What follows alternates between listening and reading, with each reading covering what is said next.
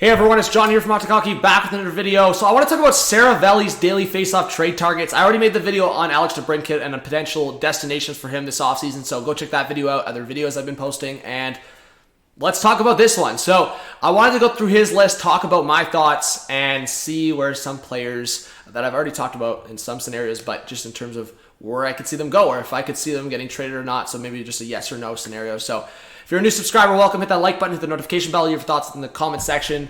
Leave all your thoughts down below, and let me know what you think. So let's talk about DeBrincat a little bit more, but again, go watch the video I made. I talked about certain teams he could go to. I think it's one of those things where long-term extension, is it up in the air for the new team that acquires him, or is it a scenario where he plays out the year and then sees where he's at? But again, he's the 40-goal seasons, what he's done, it's amazing. And then Kevin Fiala, I already made a video for Fiala as well, so go check out the DeBrincat and Fiala videos.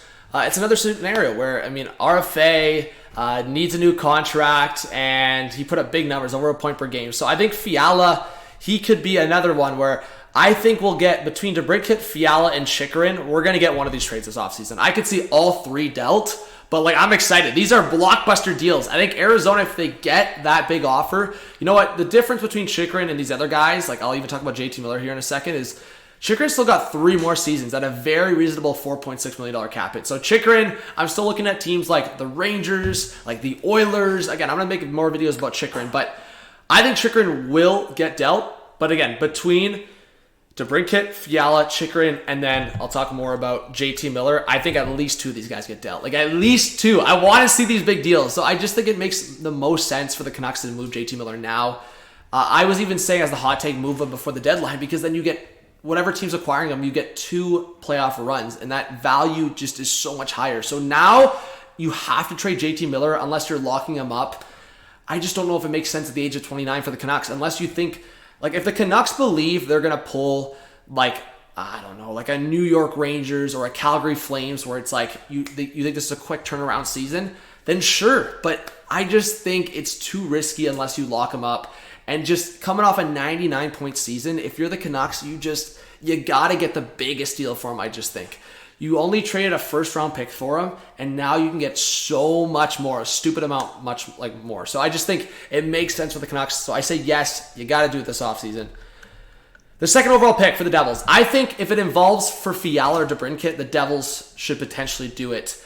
I'm worried about the Fiala one, but the DeBrincat one, if you can sign DeBrincat long-term, like that guy next to Jack Hughes would be nuts. So I just think, unless you're really confident in who you're going to draft, like Safkovsky or Logan Cooley, like a couple of those guys would be unreal to get if you're the Devils. And obviously, potentially a guy on the wing or whoever they could draft. But what I am saying is that for the Devils, you want to try to start getting the most of Hischier, getting an explosion out of Jack Hughes. So I just think the Devils, if you're willing to trade the second overall pick, which it seems like they are, go for one of those big names.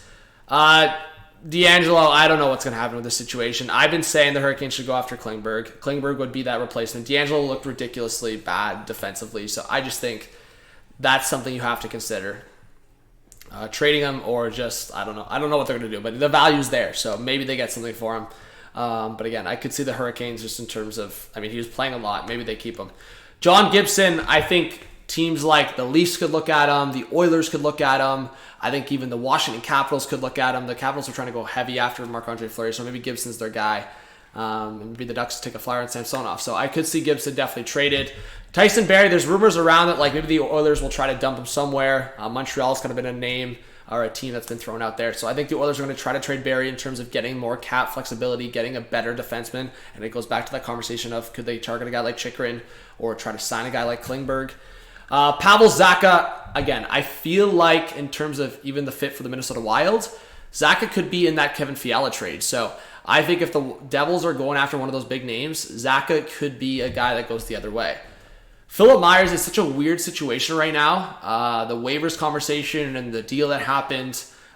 So this is a scenario where, yeah, like you're getting the cap credit, and he didn't play well at all. So this is not a scenario where you're getting this like asset. You're getting some credit. Like, it's such a weird situation. Definitely read more on Philip Myers because I talked about it in a video a couple months ago. But it is a very weird situation on and on Seravelli's list. The Jared Cowan, I would say comparable is interesting there as well. Because that's exactly what the Leafs did in the trade, the Dion Phaneuf trade. Jeff Petrie, interesting one. I was actually wanting to throw out this hot take, and I might make an independent video for it, but it's very interesting. Say the Oilers want to attach a prospect or pick to Tyson Barrie. Would the Montreal Canadiens consider sending Jeff Petrie back to the way to the Edmonton Oilers? I just think the Oilers, that 3 more years at 6.25 is really risky. But again, if the Habs are willing to take on a contract or two, like a Barrie and another piece, maybe the Oilers are willing to bring back Jeff Petrie. Petrie back in an Oilers jersey. That would be very interesting. But it's, again, a hot take. I could see Petrie going to a bunch of other teams. There was that rumor of like the Flyers and Habs doing the James Van Riemsdyk for Jeff Petrie swap. I don't know if it makes too much sense for the Flyers in terms of where they're at, but the Flyers are always trying to add on defense. So dumping the JVR contract, if you're the Flyers, I don't know if I want to see JVR in a Habs jersey. I'm not about that, but again, it's a rumor.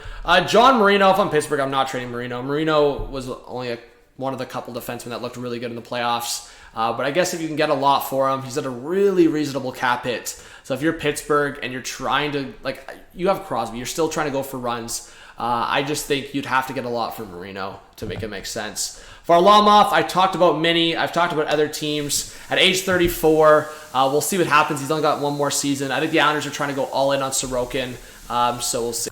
Okay, just ripping through the rest here. Dadonov, again, Vegas tried to trade him. That was the most awkward situation. Then he played really well. I think just in terms of cap, one more year at $5 million, they probably have to dump that. And then I made hot takes on some cheaper, maybe older UFAs they could go after, but Dadonov is a guy that they probably have to trade for cap purposes. I think the Oilers trade Puljujarvi. I think Yamamoto, it seems like the rumors right now is that they keep him unless they get a good offer. Puljujarvi, I feel like, is a guy that would definitely benefit from a change of scenery and probably go off a little bit. Hornquist, Florida's got to dump that. I mean, Hornquist has been a great fit, great leader, great presence, but $5.3 million for a guy that's playing on the fourth line, it just doesn't work. So either they, I don't know if a buyout's in the conversation, but I think they'll try to make a move and attach a draft pick to Hornquist. And maybe just a team that wants that bite, wants that veteran presence in their bottom six, takes a stab at it. Susi, another interesting one. One more season, cheaper contract.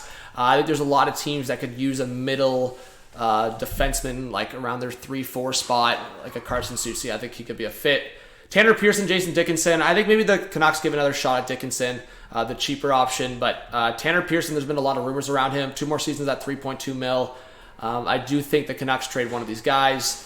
Philip Sedin, I talked about it in my DeBrincat video. If the Detroit Red Wings were willing to go for that big blockbuster, Stevie Y wanted to go for that big blockbuster for DeBrincat, I think a guy like Philip Sedin could be part of the package going the other way. Contracts of Oscar Klefbom and Shea Weber. Funny, as I'm making this video, it seems like the Ben Bishop contract is getting traded to the Sabres potentially. That's what Kevin Weeks reported, or that they're just working on it, so maybe it's another team, but it seems like they're trying to trade the Ben Bishop contract, so they're trading the contracts of Klefbom, Weber, maybe the Coyotes are involved, but I could see the Habs trying to do something like that with Weber, but then Carey Price might be on LTIR too, so there's going to be some movement like that. The Leafs trading Justin Hall would be unbelievable. The Leafs trading Justin Hall would be amazing. Trade Justin Hall, Kyle Dubas. Please trade Justin Hall. I have a mock trade or a couple of mock trades coming out for the Toronto Maple Leafs that do include Justin Hall going the other way. So I think in terms of a right shot defenseman, he had some good stretches of the season and he played well last year. So the fact that Hall is only on a $2 million deal and he's a right shot defenseman, good size, I think there's value there. I think other teams would look at Hall and say, this guy would be good on the third pair. So to be honest, it's not bad. A third pair guy, I think Justin Hall would be good to maybe get a mid-round draft pick or just be part of a deal, and I think the Leafs could say goodbye. Ethan Bear, again, we'll see what happens in RFA. I think the Hurricanes, if they go after a big fish in free agency like Klingberg, maybe Bear is expendable, but I think they should still give another shot on Bear. I would rather go after Klingberg. If you're the Hurricanes, go after Klingberg, keep Bear for your third pair, and say goodbye to D'Angelo. If I was the Hurricanes, I would 100% do that. Josh Anderson, this one's really interesting. I don't know. The contract is tough for that amount of time. But again, Josh Anderson's a really good player to have in your top 9 in terms of that bite, in terms of that speed, in terms of that size. So I think there are going to be teams that go after him. The Habs would just, again, have to be willing to take on a contract back. Mark Scheifele. Anderson and Scheifele are hot takes here. I don't know if Scheifele necessarily gets traded, but again, there are teams that could use a Scheifele, and he really turned it on in the second half of the season, over a point per game again, which looked impossible based on his first half. So I think for Mark Scheifele, 2 more seasons at 6.13. The contract's really reasonable. I think the Jets would have to get blown away with the offer. But again, it's going to be similar to the JT Miller situation in terms of the Jets shouldn't rush this. If they need to start Scheifele for another season with them and then trade him mid-season or trade him next offseason, and then he'll still have 1 more year on the deal, I think they'll do that. But in terms of best offer, best value, I think if you're the Winnipeg Jets, you should. I just don't necessarily think, I don't know if they will. That's how I'll leave my answer for now. I don't know if they will, but I think they should. So give me your thoughts on this list and how I've talked about it. If you guys think certain players will get traded, hit that subscribe, like, comment, notification bell, all that good stuff. But I think out of these 25 guys, just quickly going through it again, I would say at least 10 of these guys to get dealt. And some of them are just maybe return pieces, like Zaka with the Devils or Zadina with the Red Wings. So I think for some of these guys, we could see big deals. It's going to be really interesting. So I hope to see you on the next video or stream. Have a good one. Peace out.